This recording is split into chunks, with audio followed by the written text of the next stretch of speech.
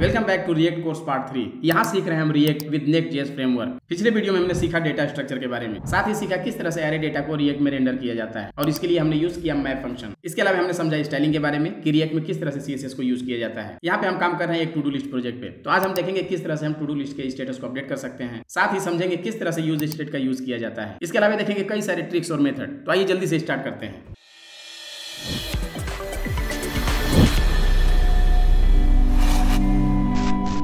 अब इस प्रोजेक्ट में आगे बढ़ते हैं और यहाँ पे एक दिखाते हैं स्टेटस कि हमारा टास्क कंप्लीट है या पेंडिंग है। तो उसके लिए हमारे पास है यहाँ पे डेटा इज कंप्लीट। तो अगर ये फॉल्स है तो इसका मतलब ये पेंडिंग है, अगर ये ट्रू है तो ये कंप्लीटेड है। तो इसके लिए ऐड करते हैं एक नया डिव और यहाँ पे लिखते हैं स्टेटस। और यहाँ पे हमें चेक करना है कि अगर ये कंप्लीट है, मतलब यहाँ पे जो हमारा डेटा आ रहा है इसे हम आइटम में एक्सेस कर पाएंगे यहाँ से। अगर ये इस कंप्लीट फॉल्स है तो इसका मतलब अभी ये कंप्लीट नहीं हुआ है, इसका मतलब हमें यहाँ पे दिखाना है पेंडिंग। और अगर ये ट्रू है तो यहाँ पे आएगा कंप्लीटेड। इसके लिए यहाँ पे हम यूज करेंगे टर्नरी ऑपरेटर। तो यहाँ पे हम ब्रीफली समझ लेते हैं कि टर्नरी ऑपरेटर क्या होता है। तो basically ternary operator if else statement का एक शॉर्ट हैंड है। लिखने का तरीका चेंज है। सपोज यहाँ पे वेरिएबल लेते हैं x इक्वल टू और इसे चेक करते हैं इफ x इक्वल टू। ठीक है, तो यहाँ पे हुआ इफ एल्स। तो हमारा इफ एल्स किस तरह से काम करता है कि अगर x की वैल्यू बराबर है 2 के तो इसका मतलब ये हुआ ट्रू। तो यहाँ पे हम कंडीशन लिखेंगे ट्रू का, और एल्स अगर ये फॉल्स होता है तो यहाँ पे हम लिख सकते हैं फॉल्स का कंडीशन। इसी तरह से टर्नरी ऑपरेटर में हम क्या करते हैं, यहाँ पे चेक करते हैं सबसे पहले अगर वैल्यू इक्वल टू तो यहाँ पे देते हैं क्वेश्चन मार्क। अगर ये ट्रू है तो यहाँ आ जाएगा ट्रू, और अगर ये फॉल्स है मतलब एल्स, उसके लिए हम यूज़ करते हैं कॉलन और यहाँ पे आएगा फॉल्स का कंडीशन। तो सबसे पहले यहाँ पे चेक होगा अगर ये वैल्यू ट्रू है तो यहाँ पे ट्रू में हम कुछ भी कोड कर सकते हैं जो भी हम दिखाना चाहते हैं, और अगर ये फॉल्स होता है तो यहाँ फॉल्स में हम कुछ भी कोड कर सकते हैं। तो इस तरह से ये इफ एल्स स्टेटमेंट का ही शॉर्ट हैंड तरीका है लिखने का, जो काफ़ी क्लीन होता है और एक लाइन में ही कंडीशन चेक हो जाता है। आइटम डॉट इज कंप्लीट, अगर ये कंप्लीट है तो यहाँ पे टेक्स्ट लिखेंगे कंप्लीटेड, एल्स यहाँ पे हो जाएगा पेंडिंग। ठीक है, तो यहाँ पे हमारे पास आ चुका है status pending pending pending pending.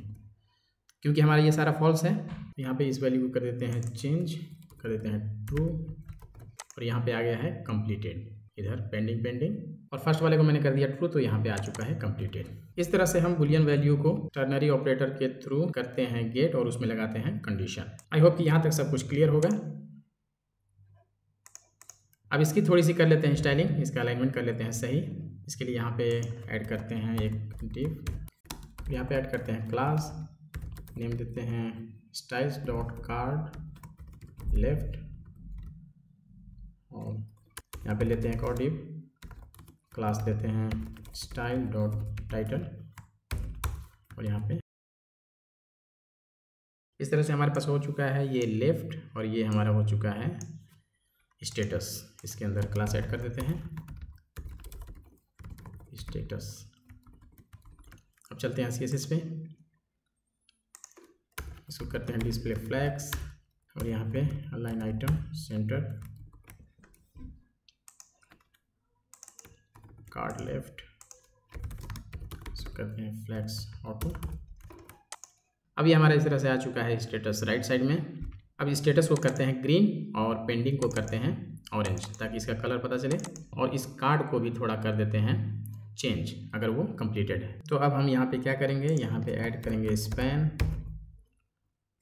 और इसके अंदर ले लेंगे इस टेक्स्ट को,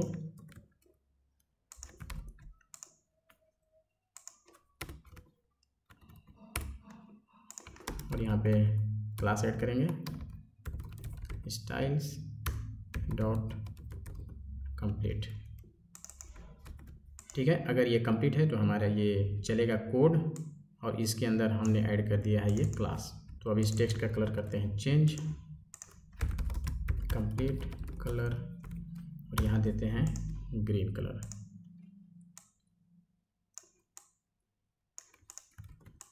इसे कर दिया सेव, और ये हमारा हो चुका है टेक्स्ट कलर ग्रीन। और अब करते हैं इसका कलर चेंज, तो इसके लिए भी यूज़ करते हैं स्पैन,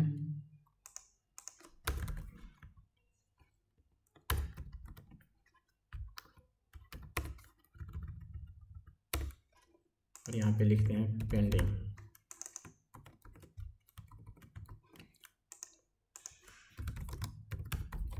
कलर यहाँ पे सेलेक्ट कर लेते हैं ऑरेंज, और ये हमारा टेक्स्ट हो गया है ऑरेंज, ये कंप्लीट और ये पेंडिंग। तो इस तरह से हम कंडीशन यूज़ कर सकते हैं और उसके अकॉर्डिंग हम टेक्स्ट चेंज कर सकते हैं या कोई एलिमेंट चेंज कर सकते हैं। अब एक और चीज़ देखते हैं कि कंडीशन के थ्रू हम कैसे क्लास को ऐड कर सकते हैं, एक्स्ट्रा क्लास कैसे लगा सकते हैं। लाइक यहाँ पे हमें क्या करना है कि हमारा जो डिफ़ॉल्ट ये स्टाइल है LI का वो कुछ इस तरह से कार्ड है, लेकिन अगर ये कंप्लीटेड है तो इसका बॉर्डर का कलर हो जाए ग्रीन। तो उसके लिए हम यहाँ पे ऐड करेंगे एक क्लास। तो इसे कैसे करेंगे, यहाँ पे लेंगे क्लास नेम, यहाँ पे यूज़ करेंगे ternary operator, item is completed, अगर ये ट्रू है style dot is complete, else blank, अगर नहीं है तो कुछ भी नहीं। अब इस क्लास को करते हैं यूज़ और यहाँ पे लिखते हैं list LI dot is complete, अगर LI में इज़ कंप्लीट क्लास है तो इसका बॉर्डर कलर कर देते हैं ग्रीन।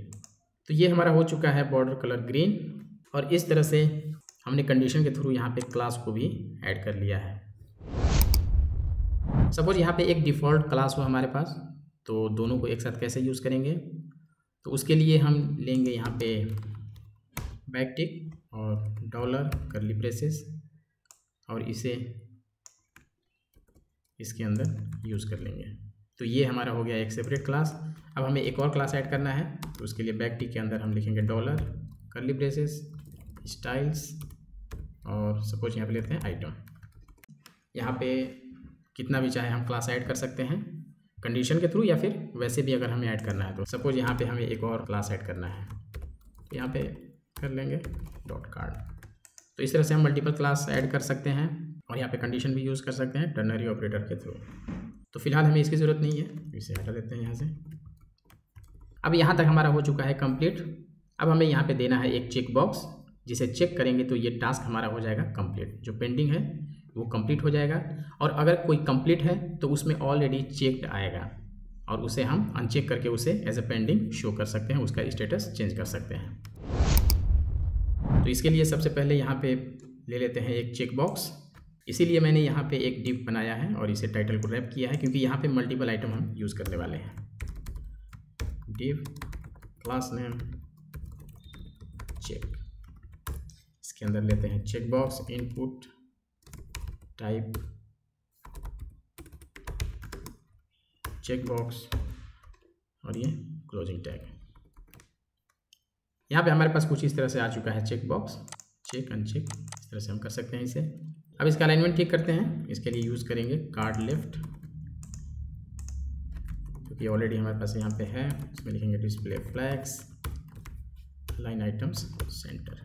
ये हमारा इस तरह से हो गया है अलाइनमेंट इसका सही। यहाँ पे थोड़ी स्पेसिंग दे देते हैं, यहाँ पे यूज़ करेंगे चेक, नीचे लेते हैं मार्जिन राइट 10 पिक्सल। इस तरह से कुछ हमारे पास आ चुका है इसका UI।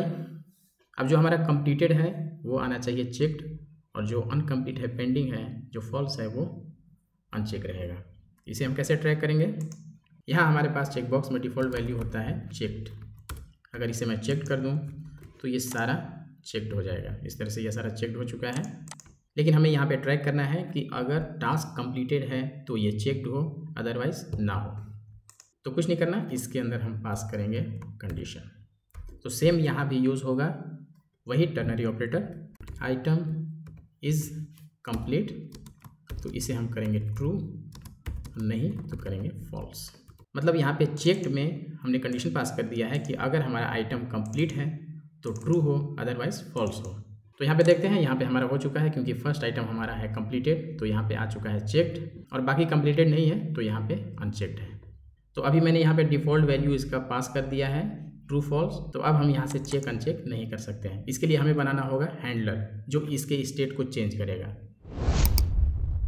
तो इसके लिए सबसे पहले यहाँ पे लिखते हैं ऑन चेंज और यहाँ पे पास करते हैं हैंडलर चेंज और फिर इस हैंडलर को करते हैं define const handler change arrow function, और यहाँ पे अभी के लिए दिखाते हैं console.log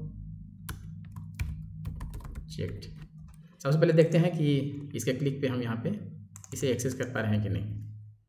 इसे करते हैं सेव, और यहाँ पे हमारे पास आ चुका है एक error, event handlers can not be passed to client component props.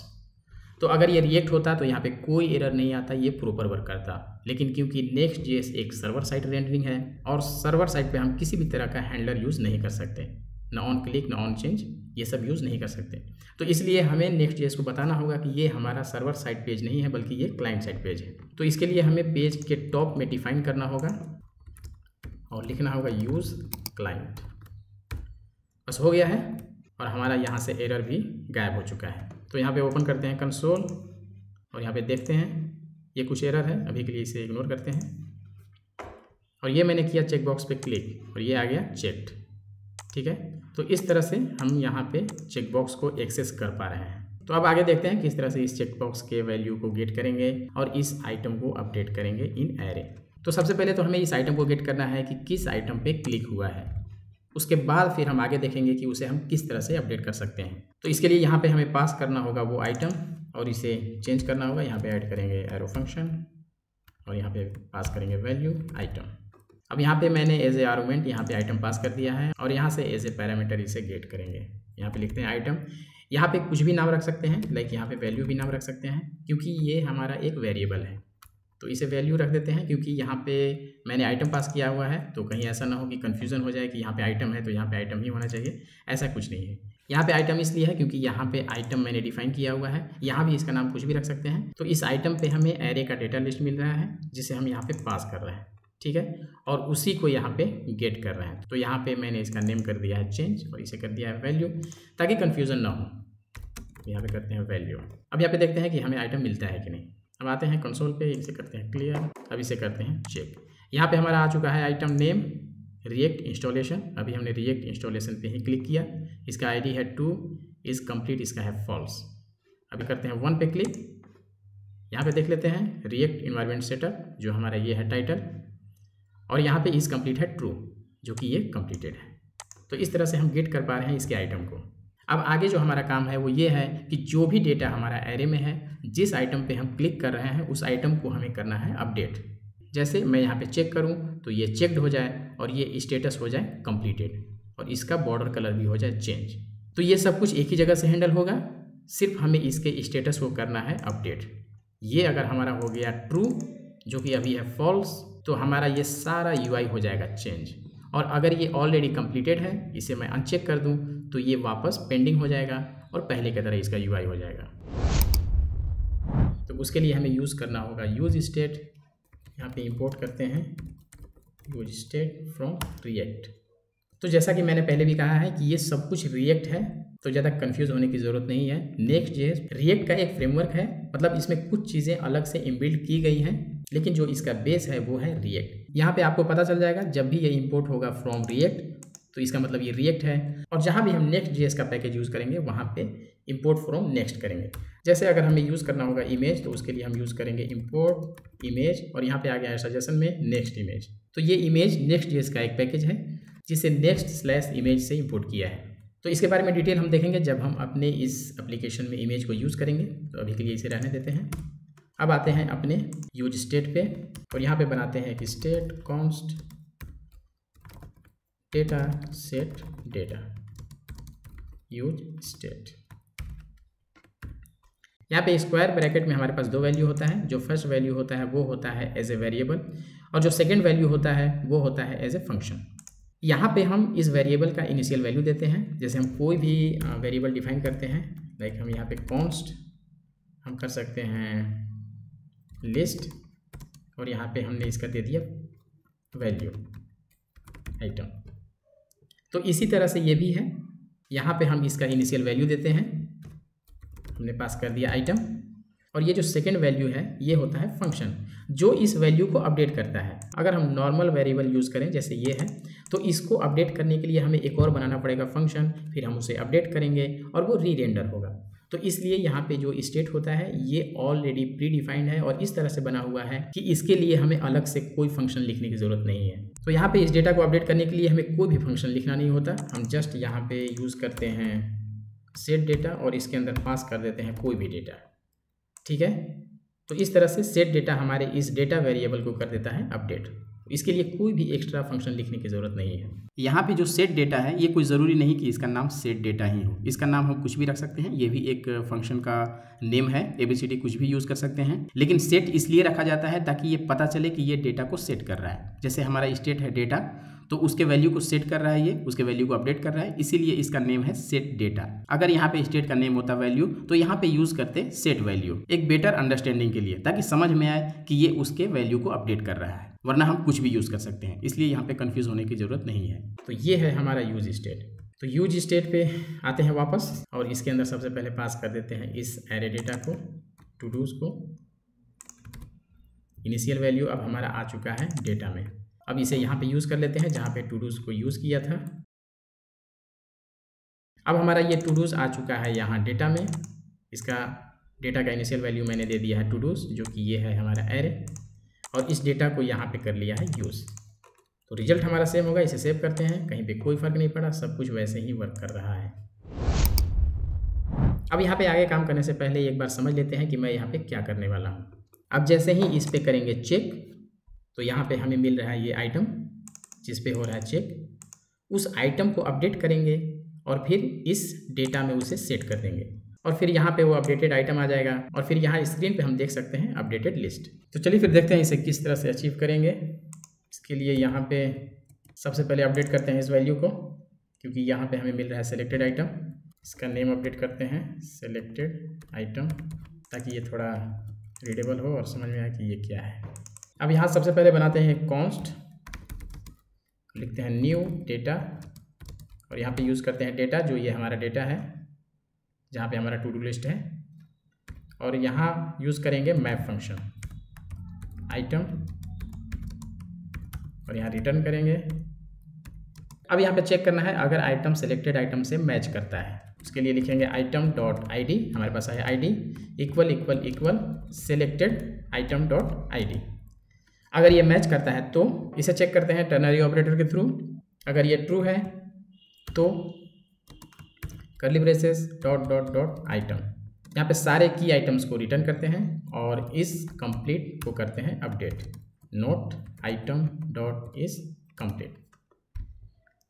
अगर ये ट्रू होता है आइटम डॉट आई डी अगर इक्वल है selected item dot I D के, तो बाकी कीज़ को एज इट इज़ करते हैं रिटर्न और यहाँ पे इस कंप्लीट को चेक करते हैं। अगर वो ट्रू है तो उसे करते हैं फॉल्स, अगर वो फॉल्स है तो उसे करते हैं ट्रू, और नहीं तो एल्स में यहाँ पे आइटम को करते हैं एज इट इज़ रिटर्न। एक बार फिर से समझ लेते हैं। यहाँ पे ऑन चेंज पे, जो यहाँ है ऑन चेंज हमारा चेक बॉक्स में, यहाँ से हमें मिल रहा है ये आइटम जिससे हम सेलेक्टेड आइटम को गेट कर पा रहे हैं यहाँ पे, और यहाँ पे यूज़ हो रहा है मैप फंक्शन जिसके थ्रू यहाँ पे चेक हो रहा है कि अगर item dot I D equal है selected item dot I D के, तो यहाँ पे इस कंप्लीट को कर रहे हैं अपडेट। ये बुलियन है, ठीक है, अगर ट्रू है तो उसे करेंगे फॉल्स और अगर फॉल्स है तो उसे करेंगे ट्रू, और अगर नहीं मैच करता है तो फिर आइटम को एज इट इज़ करेंगे रिटर्न। तो यहाँ पे न्यू डेटा में हमें मिल जाएगा एक न्यू एरे जो कि होगा अपडेटेड, और इसे यहाँ पे करेंगे सेट डेटा, यूज़ करेंगे यहाँ पे इस डेटा को अपडेट करने के लिए और इसके अंदर न्यू डेटा को डाल देंगे। अब देखते हैं जैसे ही हम चेक करेंगे चेक बॉक्स को तो ये फंक्शन रेंडर होगा। अगर ये आइटम मैच करता है तो इस कंप्लीट का वैल्यू होगा अपडेट और फिर उसे हम सेट करेंगे डेटा और हमारे पास आ जाएगा डेटा में न्यू डेटा। इसे करते हैं कमेंट और अब यहाँ पे देखते हैं, यहाँ पे करते हैं चेक और ये हो चुका है कंप्लीट और ये हो चुका है हमारा checked, uncheck, pending, checked, complete, checked, checked. तो इस तरह से हमारा ये प्रॉपर वर्क कर रहा है। तो इस तरह से हम टू डू लिस्ट को कर सकते हैं अपडेट। आई होप कि यहाँ तक सब कुछ क्लियर होगा। मिलते हैं फिर नेक्स्ट पार्ट में। Thank you.